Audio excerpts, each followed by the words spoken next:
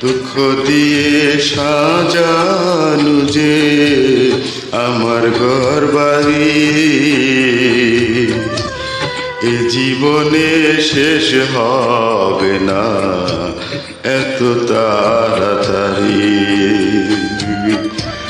দুঃখ আমার মানিক রতন, দুঃখ আমার মানিক রতন, হীরা মুক্তামণি।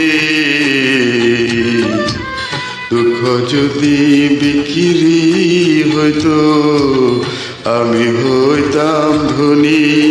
আরে আমার কাছে আছে শুধু দুঃখেরই খনি।